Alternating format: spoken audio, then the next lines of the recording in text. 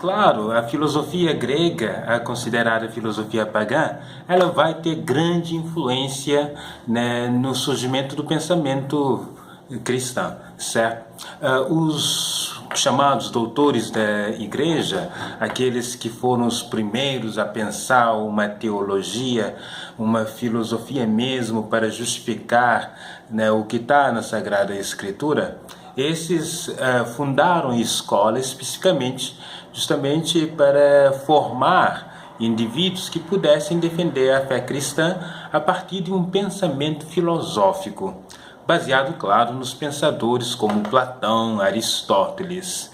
E então nós vamos ver nessa etapa, essa segunda etapa, quais são esses pensadores e o que é realmente a filosofia cristã. E qual é o papel mesmo da filosofia agora na Idade Medieval, certo? Então podemos observar que os autores, né, são normalmente padres, bispos, monges, porque eram essas pessoas que tinham acesso ao conhecimento, ao livro mesmo. Não havia impressoras, não havia lugares que imprimiam livros. Naquela época era feito manualmente as cópias. E quem fazia as cópias eram os monges. Eles copiavam, né, dentro dos monastérios. Mosteiros são grandes lugares onde os monges eles têm uma formação lá dentro.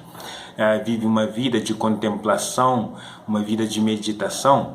E esses monges também se dedicaram, além do trabalho, eles se dedicaram à cópia de antigos manuscritos e também traduziram para latim as doutrinas platônicas, aristotélicas também, certo? Então, esses monges, padres, bispos, eles tinham acesso àquilo que as pessoas comuns fora dos monastérios não tinham, né? Acesso direto a manuscritos.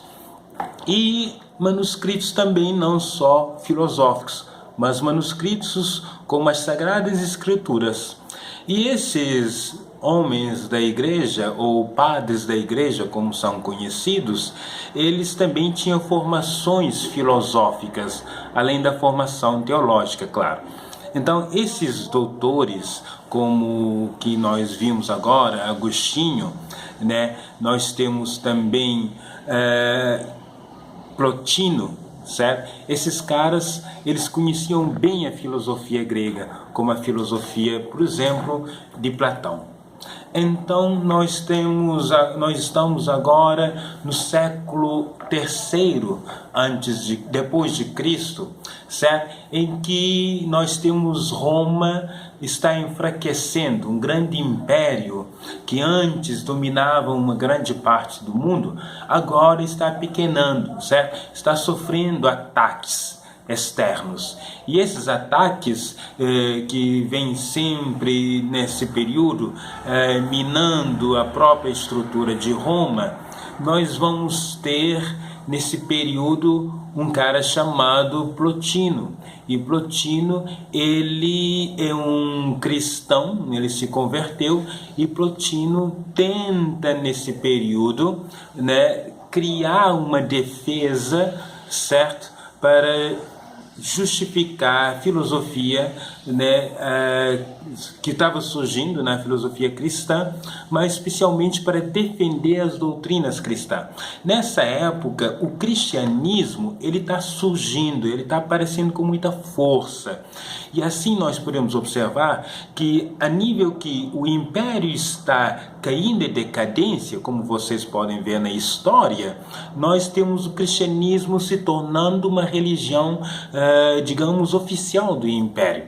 E no século III nós temos essa conturbação política, nós temos as escolas gregas, as filosóficas, estão num viés mais místico do que político, justamente por causa da crise política da época, e nós vamos ter em Roma essas escolas filosóficas que têm esse viés mais místico de que mesmo doutrinas racionais de explicação de de mundo a partir da observação, da análise, como fazia os antigos filósofos até Aristóteles.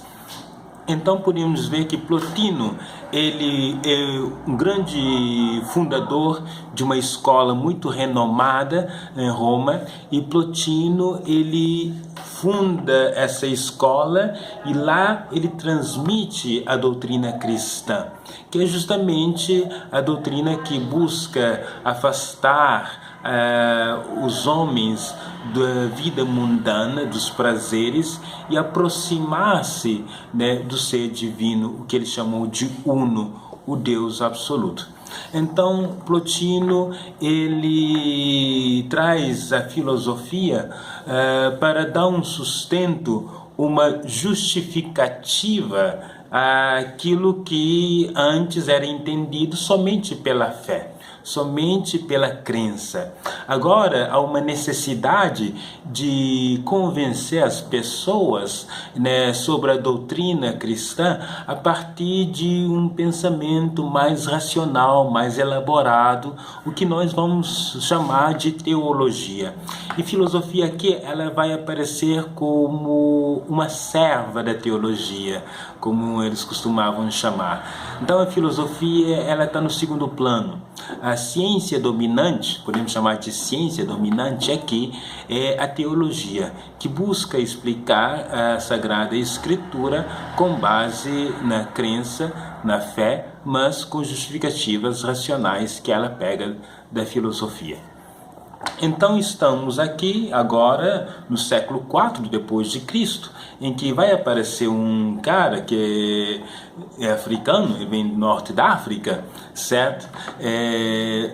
Bispo de Hipona, que nós vimos no final aqui do trecho do vídeo, que é Agostinho. Agostinho, ele vai fundar essa escola, que não vai fundar, mas vai ser um grande representante da escola patrística. E ele vai trazer Platão com muito mais força e com muito mais clareza para poder entender as Sagradas Escrituras com base num pensamento racional, elaborado, justificado. Certo? Então nós temos aqui a filosofia, digamos, como se fosse uma base que dá justificativa, como se fosse a serva mesmo, que vai tentar trazer à luz, tentar interpretar aquilo que está revelado na Sagrada Escritura. E o que está revelado lá? A própria verdade. Eles tinham Deus como a própria verdade que se revela aos homens. E essa verdade está lá, né, que só precisa ser entendida e interpretada. Mas como fazer isso? Claro, recorre-se à filosofia para poder entender aquilo que está lá. Mas por que recorrer à filosofia de Platão e de Aristóteles? É porque esses filósofos, eles já haviam tentado definir o que é Deus. Antes mesmo do cristianismo, nós temos Platão tentando dizer o que é Deus. Ele fala que Deus é eterno, Deus é imutável, Deus, ele é o organizador do universo. E nós também temos Aristóteles, que tem uma ideia que diz que Deus é um ser, uma substância que tudo organiza, que tudo dá uma ordem. Certo? Então há uma ordem no universo e esse Deus é o ser racional, né? Esse ser que pode ser entendido pela razão, né, humana. Ele é justamente o organizador do grande universo. Por isso é chamado também no grego de logos, né, do logoi, certo? Que é justamente essa racionalidade que está por trás de toda a organização. Bom, vamos ver mais um trecho de vídeos e também ver algumas coisas durante a nossa explicação agora.